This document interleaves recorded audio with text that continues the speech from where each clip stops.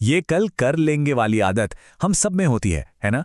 पर कभी सोचा है कि ये एक छोटा सा कल हमसे क्या क्या छीन सकता है? तो आज की ये कहानी इसी आज और कल की कश्मकश के बारे में है और सबक है वक्त की कीमत का। तो चलिए कहानी के हीरो से मिलते हैं। नाम है गौरव। टैलेंटेड है, सपने भी देखता है, लेकिन उसकी एक आदत सब पर पानी फेर देती थी, और वो आदत थी टाल मटोल। हर जरूरी काम को बाद में करने की आदत उसे रेस में लगातार पीछे करती जा रही थी। कहानी में आगे बढ़ने से पहले 1 मिनट रुकिए। क्या गौरव की ये कहानी थोड़ी थोड़ी जानी पहचानी नहीं लग रही?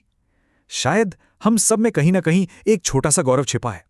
तो सवाल यह है कि आखिर गौरव की प्रॉब्लम की असली जड़ क्या थी? प्रॉब्लम कोई एक नहीं थी, बल्कि एक पूरी लिस्ट थी। घर वाले कुछ समझाते तो वो एक कान से सुनता, दूसरे से निकाल देता। दिन का ज्यादातर टाइम या तो दोस्तों के साथ घूमने में निकल जाता या फिर फोन पर घंटों रील स्क्रॉल करने में, और दिमाग में बस एक ही बात चलती, अरे अभी तो बहुत टाइम है। लेकिन जिंदगी ज्यादा दिन तक बहाने नहीं सुनती।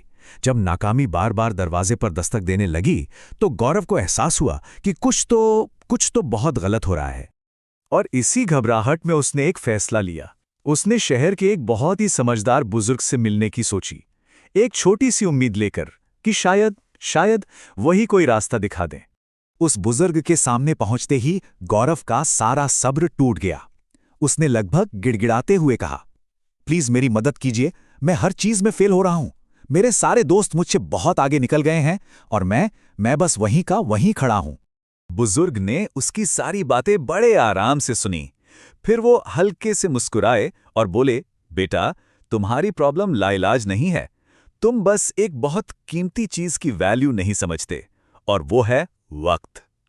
और इसी बात को समझाने के लिए उन्होंने एक कहानी सुनाई। तो कहानी में 2 लोग थे। एक तरफ था एक बहुत अच्छा राजा जो हमेशा अपनी प्रजा की भलाई के बारे में सोचता था, और दूसरी तरफ था एक आदमी जो काफी आलसी था और अपनी हर नाकामी का इल्जाम किस्मत या दूसरों पर डाल देता था। अब देखिए, राजा ने उस आदमी को एक ऐसा मौका दिया जिसे हम कहते हैं ना, once in a lifetime opportunity. राजा ने कहा, आज सूरज ढलने से पहले मेरे खजाने में आ जाओ और जितना सोना चांदी उठा सको ले जाओ।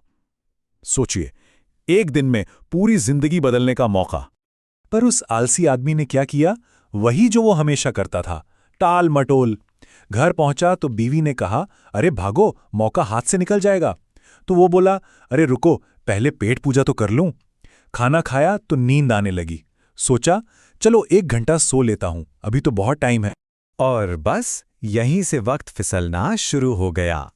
वो जो 1 घंटे का नैप था वो कब 2 घंटे का हो गया पता ही नहीं चला।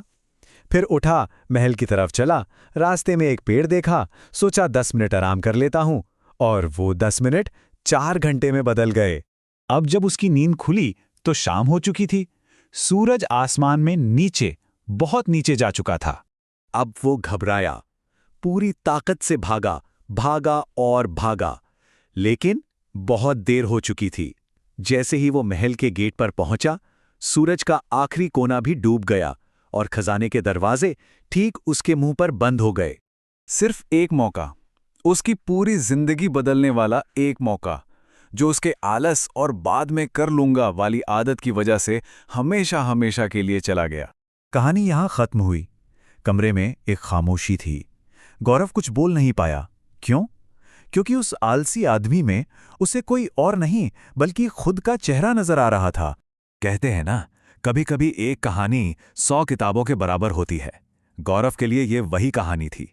उसे समझ आ गया था कि वक्त कोई पैसा नहीं है जिसे बचाया जा सके। तो फिर क्या हुआ? गौरव बदल गया पूरी तरह से। उसका हर कल करूंगा अब आज करूंगा बन गया। उसने टालम टोल को अपनी जिंदगी से निकाल फेंका, और नतीजा, कुछ ही महीनों के अंदर वो अपने सब दोस्तों से आगे निकलकर अपने बैच का टॉपर बन गया। तो इस पूरी कहानी का निचोड़ क्या है? बहुत सिंपल। हमारी सबसे बड़ी दौलत पैसा, घर या गाड़ी नहीं, बल्कि हमारा समय है। जिंदगी हमें मौके देती है, बिल्कुल देती है, लेकिन हर मौके के साथ एक डेडलाइन भी आती है, और एक बार वो डेडलाइन निकल गई तो फिर वो मौका और वो वक्त कभी लौट कर नहीं आता। गौरव ने तो अपनी कहानी का अंत बदल लिया, लेकिन उस आलसी आदमी को दूसरा चांस नहीं मिला। तो अब सवाल हम सबके लिए है, इस कहानी को सुनने के बाद हम अपने आने वाले आज का इस्तेमाल कैसे करने वाले हैं?